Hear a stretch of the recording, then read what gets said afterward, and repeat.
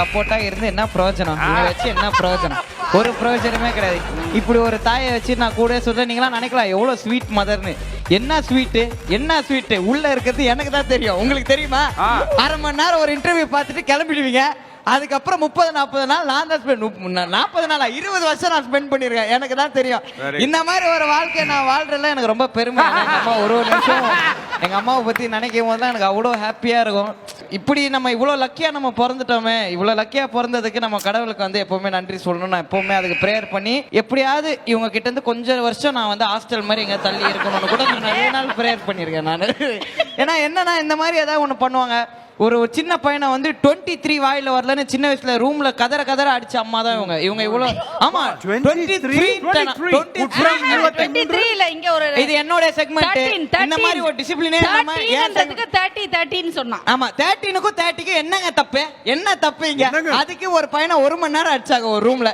இவங்க வந்து பெஸ்ட் தாய் நான் வந்து ஃபர்ஸ்ட் சொன்னல, அதுவே தவறு தான். இங்க இந்த மாதிரி நான் எல்லா தவறையும் நான் எவ்வளவு தவறு பண்ணிட்டு வீட்டுக்கு வந்தாலும் எங்க அம்மா என்ன வந்து அதை வந்து டக்குன்னு என்ன வந்து சால்வ் பண்ணுவாங்க. பரவாயில்ல, இது வந்து ஒரு வாட்டி தானே பண்ணியிருக்கேன், அடுத்த வாட்டி நீ இப்படி பண்ணாத, அம்மா இருக்கேன், எதனாலும் அம்மா கிட்ட சொல்லு, என்னைக்குமே பொய் சொல்லக்கூடாது, பொய் சொன்னா வந்து லைஃப்ல வந்து அது ரொம்ப ரொம்ப மோசமான விஷயம்னு சொல்லிட்டு சொல்லுவாங்க. உண்மையான விஷயம், உண்மையா சொல்லுவாங்க. அதே மாதிரி என் ஃப்ரெண்ட்ஸை வந்துட்டு இது இங்க அமுக்கிட்டீங்களா, என் ஃப்ரெண்ட்ஸ் மாதிரி ஒரு கேவலமானவங்கள பார்க்கவே முடியாது. ஏன்னா ஏன் நான் சொல்றேன்னா, என் ஃப்ரெண்ட்ஸ் எங்க அம்மா கூட சேர்ந்துட்டு என்ன வந்து டிச் பண்ணுவாங்க. அந்த மாதிரி ஒரு ஃப்ரெண்ட்ஸை நான் வச்சிருக்கேன்.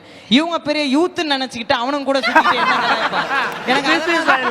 எனக்கு அதெல்லாம் தான் ரொம்ப வந்து என்ன இவங்க நினைச்சிட்டு இருக்காங்க இவங்கள பத்தி. இவங்க இன்னும் அவங்க யங்குன்னே நினைச்சிட்டு இருக்காங்க போல. உலகமே சொல்லுதுடா.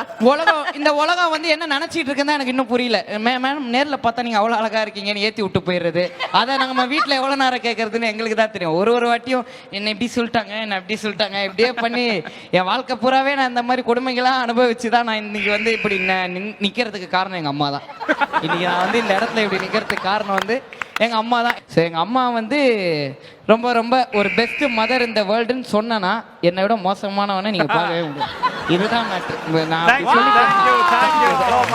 அம்மா என் முகவரி நீ, அம்மா என் முதல் வரி நீ, அம்மா.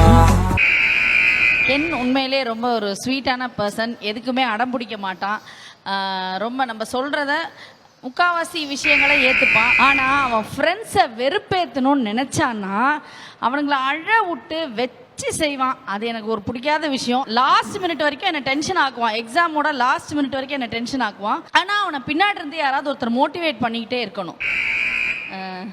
என்னடா அடிச்சுக்க